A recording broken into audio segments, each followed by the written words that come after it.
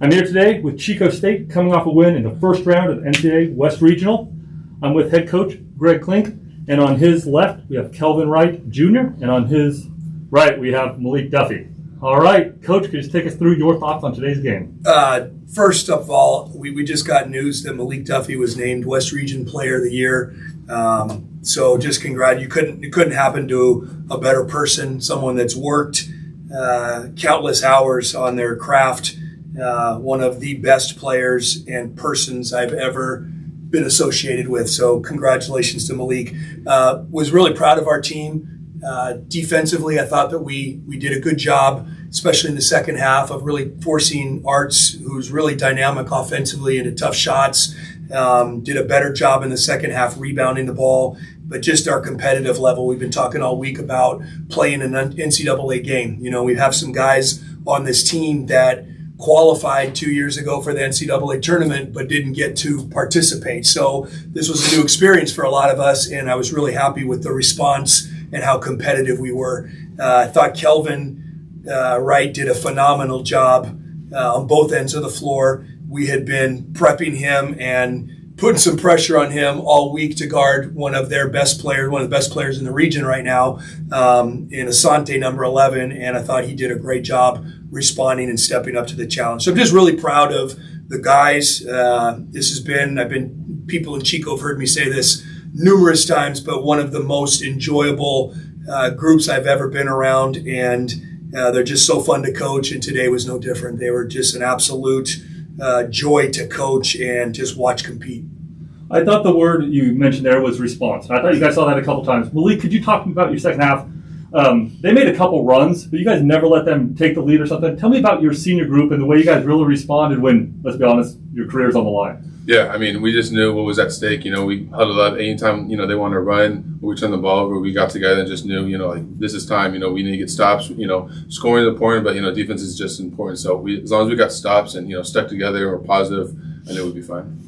Kelvin, I'm going to ask you to kind of represent the post out there today. I got to give the numbers really quick.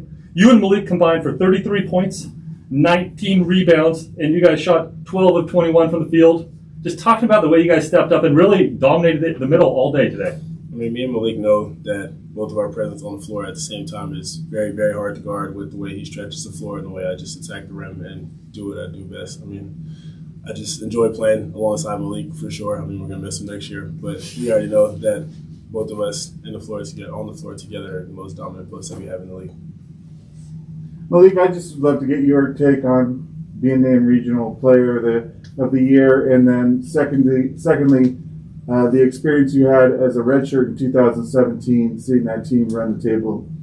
So talk about both of those things. Yeah, I mean, it's a huge award, and, when you came with the news, I was surprised, but, I'm very grateful, honored, I have the coaches, so many people to thank, the coaches by my team, first, but it means a lot. I put in a lot of work, and I've sacrificed a lot, and, to see it pay off really means a lot.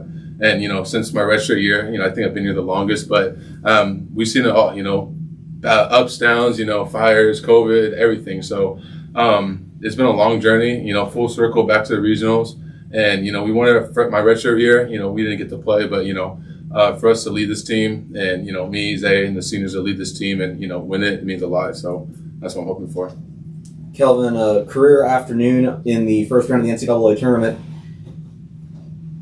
When you have it going like that, do you have a sense of where you are in relation to the previous mark or no? No, not really. I mean, I just go out there and I play. And honestly, I play for my team. That's what we always say before we come out. We always just play for each other. So, I mean, realistically, even if I have it going, I'm not still looking for the ball. I'm always looking to give my teammates open shots. Coach, I felt the game turned on that 11-1 run mid-second half. They closed it to 6, and then you guys went on that little spurt there. Talk about that spurt and what you guys were able to do there. Yeah, we pulled Malik out when he picked up the last foul he had and went small, and they really amped up the pressure.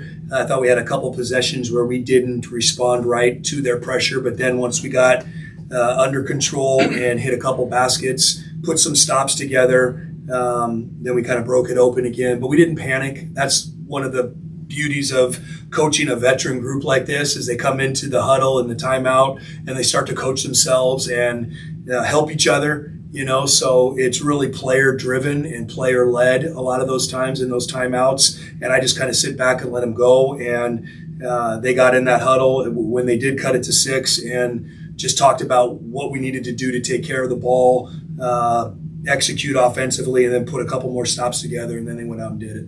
Malik, you guys have been playing in tight games pretty much the last 3 weeks. I think I went back and looked at the average margin. Win or loss was around 10 points. How does that prepare you for something like this? When you're in a constant, meat grinder of games. Yeah, we just know, every game is going to be, a battle, a grind, no matter what, no matter who we're playing. We just got to stick to our schemes, defensively, offensively, inside out, ball pressure, rebounding. Then, I think we'll be fine at wherever the outcome is. Coach, for you, you had the most wins against the field coming in with, I think it was 6. Do those matchups matter in March? I mean, somebody could be totally different in March than they were in November, December. Yeah, they don't. We played these guys, I think it was our 3rd game of the year. They're a completely different team. And so are we. I was back watching that game on film last night in the hotel, and I was just looking at our rotation. I mean, we have a guy that played that's not with us because of injury anymore. The rotation was completely different. Their rotation, who they're playing, is completely different.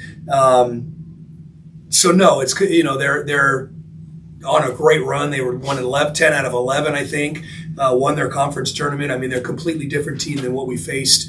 And they battled us when we played them down there. I mean, we had stretches where we really couldn't score. I thought we did a better job attacking their defense this time around. But everybody's different. Everybody's gotten better. Everybody's peaking right now at the right time. And you've got 8 great teams, 8 teams that are playing some of the best basketball of the year. And that's what this is all about. So it's just, it's the new season. We put the CCA tournament behind us, and we talked about starting fresh today. So that's what we did, and just really proud of how we got it done. Congratulations, Coach. Congratulations, Malik. Kelvin, on that win. And we'll see you guys back here tomorrow night. You guys will be playing in the 5 o'clock game. We'll figure out who it's going to be between team you've seen before for sure, Cal Poly Pomona or San Bernardino. Thank you very much. Thank you. Thank you.